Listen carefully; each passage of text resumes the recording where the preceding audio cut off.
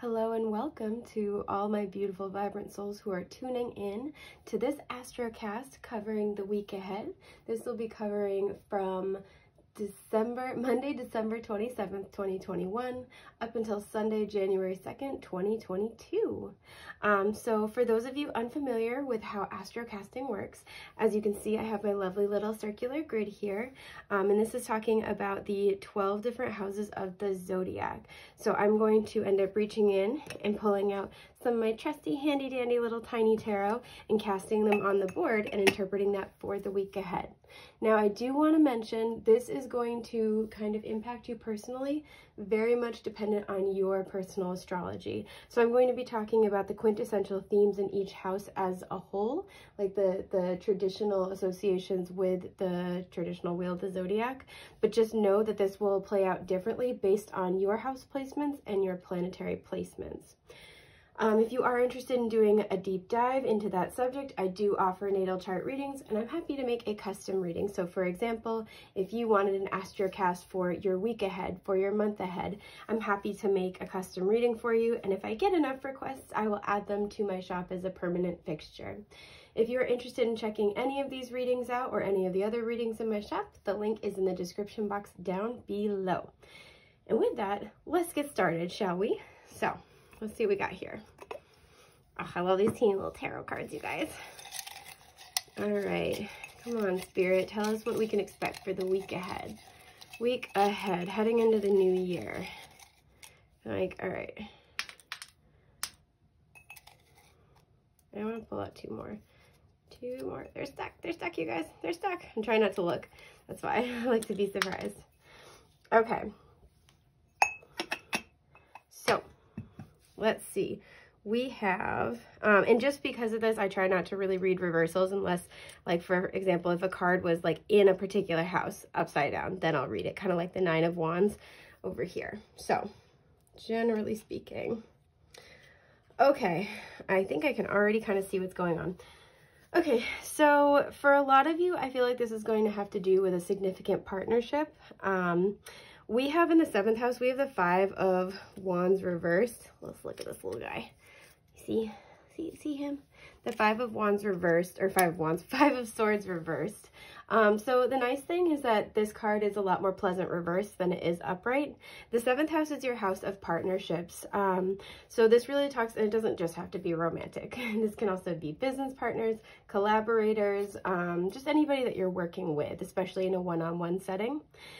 Any kind of tension, any discord, any arguments, any fights, if you're fighting over an idea, you're having communication issues at large, these are kind of, the tension is dissolving over the next week, right? The 5 of Swords a lot of the times is about not only arguments, but kind of like petty arguments, where one or both parties kind of lash out in the moment when they're feeling triggered, and they'll do anything it takes to kind of win the argument, not really being conscientious of how it impacts the relationships in their lives. So seeing this reversed is nice because this indicates that it's kind of coming to a close. And I see this as well with the 9 of Wands reversed in your 8th house. The 8th house is all about transformation, it's endings and beginnings, it's a rebirth, but it's also the house of intimate mergers. So this is where, you know, the ego kind of is stripped away. It's, you know, I always say the me is stripped away in order to make room for the we. And so I like to see that the 9 of Wands is reversed in this house. This is something where, and I feel like these two are connected. They don't have to be, but excuse me. This is something where any partnerships that you've been having, especially any power struggles in partnerships, is kind of, it's already reached like that boiling point, I feel like. And this week it may not get resolved, but I do feel like the tension is going to be kind of released from the situation. There's no more fighting, right? The 9 of Wands is the wounded warrior card. And so whatever strongholds you or your partner or your collaborators, you know, your work colleagues, whatever it is that you guys have been hanging on to, whatever the hill is that one or both of you has been ready to die on and possibly to kill on, it's kind of, it's losing its potency this week. It kind of is like, all right, it doesn't matter. It's okay. It's fine. So I do see that improving for relationships this week for the collective. Now we do have this 4 of Cups that's kind of big chillin' between the 10th and 11th house. So your 10th house really talks about your legacy. It's what you've achieved. It's your status. It's what people know you for. And it's, you know, it's kind of what you have built for yourself thus far. And it's really interesting because in like the story of the Wheel of the Zodiac, we kind of build something with the 10th house. And then, you see my little fingerprint because of all the chalk. It's hard. But yeah, so, you know, we really build something with the 10th house, and then we're ready to expand past that. And that's where the 11th house comes in and kind of, you know, talks about our wishes, our desires, our communities, and our friends that help us make those things a reality. So for a lot of you, what I'm kind of feeling, especially because the 4 of Cups is predominantly in the 10th house here, for a lot of you, I feel like you've built something for yourself and you're kind of bored with it a little bit, or you don't really know what the next step is. You're kind of just sort of hanging out where you are with it. But I do feel like there's this calling to do more. And so for a lot of you, because it kind of came out, it didn't really come out predominantly upright or reverse. It's sort of in the middle. I feel like you're really contemplating your options. When the 4 of Cups is reversed, this is kind of like you're seeing the potential in something. You know, you're getting this offer with the Ace of Cups pictured here. If I can pick it up, I might not be able to. Okay. Yeah, I got it, you guys. I got it. See? See? Yeah. Look at this little cup. You know, he's thinking about it. Whereas normally when it's upright, he kind of just, he doesn't give a single care. But it was over here, sorry. He's thinking about it. And when it's reversed, it's like, okay, I see the potential. I get it. I'm on board. I'm gonna make it happen, Captain. So because this is sort of on its side, I do feel like you're starting to kind of maybe reconsider an offer. This may have come in from friends, kind of, you know, being on the border with the 11th house, and especially with the 3 cups, 3 cups pictured here, because the 3 of Cups can often talk about soul family, can talk about friends, community, just having a really good time, right? And so for some of you, you might be kind of reevaluating who you work with, who you build with, who's in your community, who you consider to be on your team and in your corner. So this could be where you thought somebody was in alignment with you and you're kind of reevaluating that. And this also could be the reverse. And for many of you, I feel like it's going to be the reverse. There's going to be somebody who, or, you know, a group of people who you're like, I don't know if we're really on the same page. I don't know if we want the same things. I don't know if we're all in alignment. And I do feel like this week, you're going to kind of have a shift in the energy where you're going to be like, okay, you know what? This could work. Let me think about it. You're going to be giving it serious consideration is the phrase that comes to mind more than anything else. So then we have this really interesting Justice card that's bordering the 11th and 12th house predominantly. So this is Libra energy. And this to me this is kind of related to this 4 of Cups because the Justice card can speak of, you know, fairness, balance. It can also talk about partnerships. But it can also speak of the legal system. So anything having to do with contractual obligations or who you want to kind of ally with, who you want to align yourself with in a very serious way. And because there's the scales and the sword of truth, this has to be grounded and balanced, and this has to be very grounded in your personal truth, your highest truth. So anything where, you know, maybe you didn't feel like other people were pulling their weight, not pulling your weight. I love that even more though. Anything where you felt like people maybe weren't pulling their weight, I feel like you're going to be given an opportunity to reevaluate that. So maybe they're going to come through for you in a way that they hadn't prior.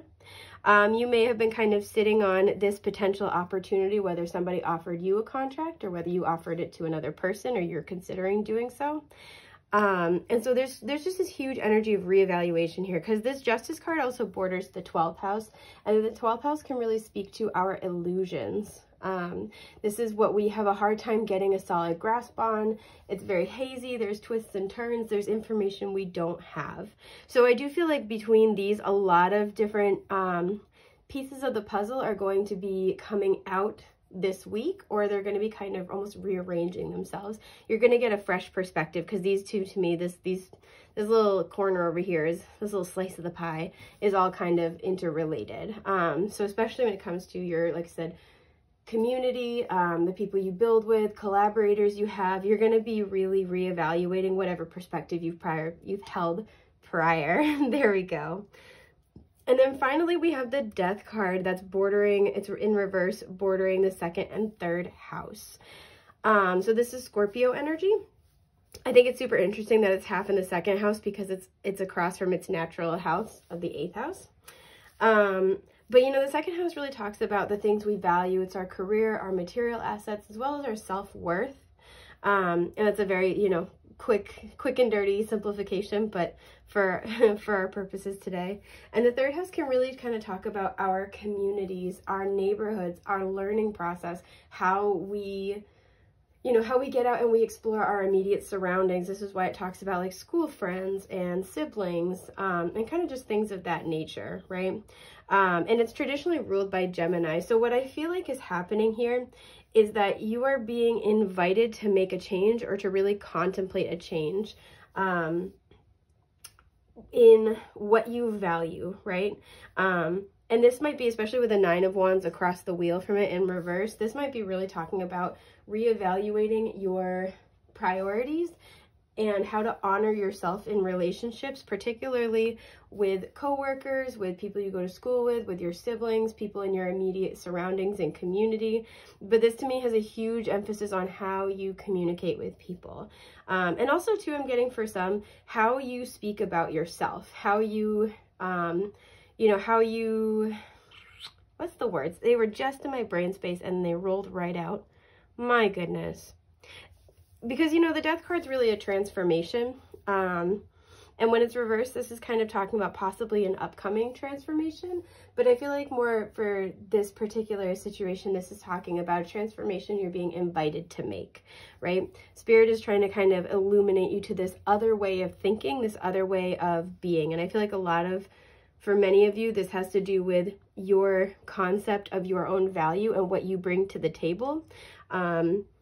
In group settings, like I said, in your communities, in your learning environment, as well as how you think about yourself, how you talk about yourself, how you, I guess I'll say promote yourself for lack of a better term, because something here is out of alignment and out of balance and it really needs to change. Yeah, I'm really getting for a lot of you, this has to do with how you promote is just the word that comes through. How you talk about your abilities, how you kind of give away your concept of your self-worth, intentionally or unintentionally, in the way you speak to others about your abilities, about what you can produce, about your role, about what you bring to the table. Because I feel for many of you, you're selling yourself short, and this is making a negative impact.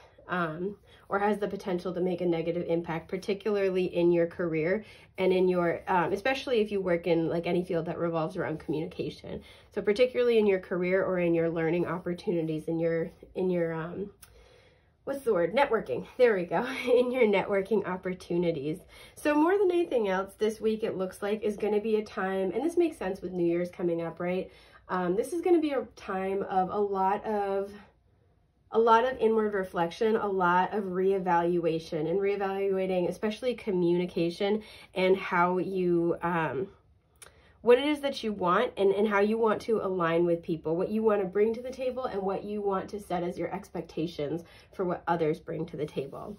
So all in all, this looks like a really interesting week, really introspective, going to be a very spiritually and emotionally productive week. Don't be afraid to take time alone if you need time alone to really suss out what you think about all of these things and to really get in touch with your deepest inner truth. So I think that's everything I have for the week ahead. I am wishing you all a happy new year. I am wishing you the best of luck. As I've mentioned, if you're interested in this reading for yourself, please feel free to check out my shop link in the description box below or to DM me for additional details. I'm wishing you the best, the brightest, and the most beautiful things that life has to offer. Take care, love bugs, okay? All right, bye.